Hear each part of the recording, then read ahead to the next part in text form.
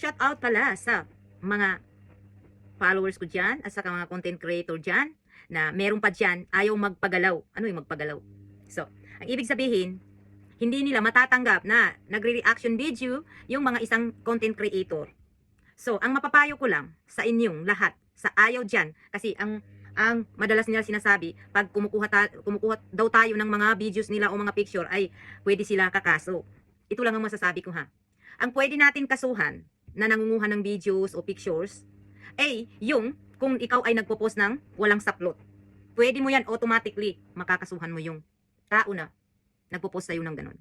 Pero naman, kung ikaw ay nagpo-post ng public, isa ka rin content creator, na may nagre-reaction video sa mga videos mo or meron nag-reaction sa mga ano yan, mga post mo, may caption ka doon na parang hindi kanais-nais, may mali o may tama, ay wag po kayong magalit, wag kayong magpakampante na gagawa kayo ng demanda.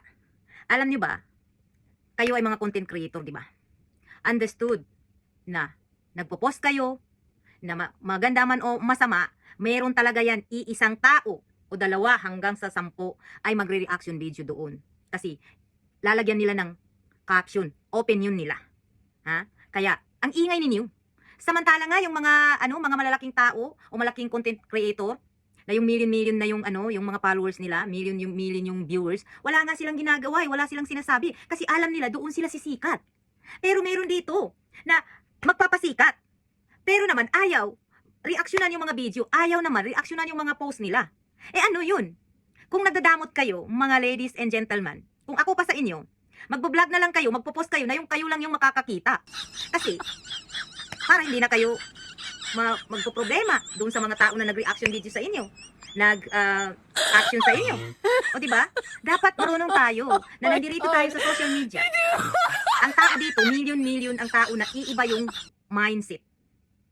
Ibang-ibang tao na nakakita sa atin dito, nakapanood, na mapalapit man sa pamamahay mo o mapalayo, ang dami-daming tao. Kaya guys, mag-relax lang kayo.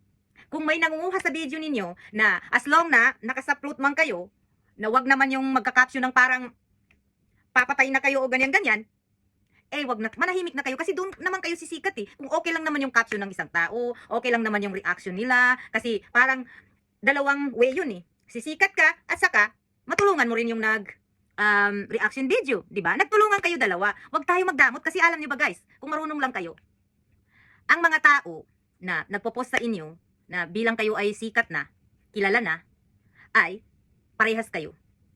Parehas kayo na may kumita.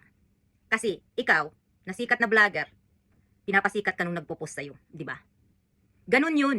Kaya dapat, hindi na tayo magdalawang isip na, hayaan na lang natin yan magre-reaction video, magngunguha ng mga videos natin. Yung nga mga artista nga, mga celebrity, walang paki, yung pa ang gusto nila kasi doon sila sisikat. Kung ayaw niyo naman magsikat, kasi sa tingin ko naman kasi guys, once na nandito ka sa social media, di ba, wala kang hangarin dito, kundi sisikat ka kasi para sa followers, para sa views. O di ba? O, anong gagawin ninyo? Kung kayo lang ay magpo-post na walang hangarin, o di ba? Ewan ko lang sa inyo talaga. Wala na akong maintindihan sa inyo. Or baka ako yung hindi nyo naintindihan. Ang sa akin lang naman ito, ang opinion ko lang sa, palagi na lang may mag-comment dito sa akin na ako daw ay nagnakaw ng video para sisikat. Alam nyo ba guys, hindi lang ako yung sumisikat, pati sila. Pati sila, hindi lang ako. Naintindihan niyo ba? Dapat mag-aral kayo sa sinasabing content creator. Public po yan. Walang secret, walang private. Mas maintindihan natin yun, marunong tayo makikisama. Na, yun, tulad ng sabi ko na, ang pwede lang kakasuhan, na yung nagnanakaw ng video mo, or yung nagnanakaw na walang damit, walang saplot, yun ang dapat. Pero yung normal lang, na caption lang, nag-reaction video lang, eh, walang masama dyan. Malulugi lang kayo kung magsampa kayo ng kaso. Malulugi lang kayo. Lalo na yung caption ay sinusundan-sundan man yung yung sa inyong caption, di ba? So, parang makuha na ng aral, mabigyan ng aral yung mga tao, ganun po 'yon. Aywan ko lang, pero yun ang aking mindset.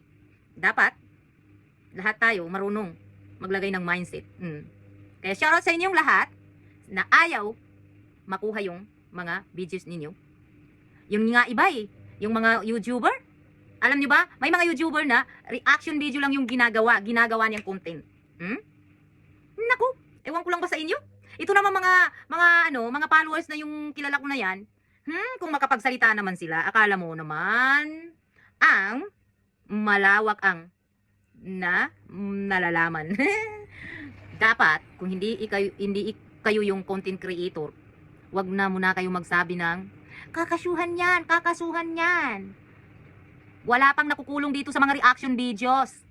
Guys, wala pang nakukulong dito sa reaction video. As long na paulit-ulit ko sinasabi, kung kayo ay nagpo-post sa isang tao na walang upload, na walang-wala, yun ang automatically makakasuhan.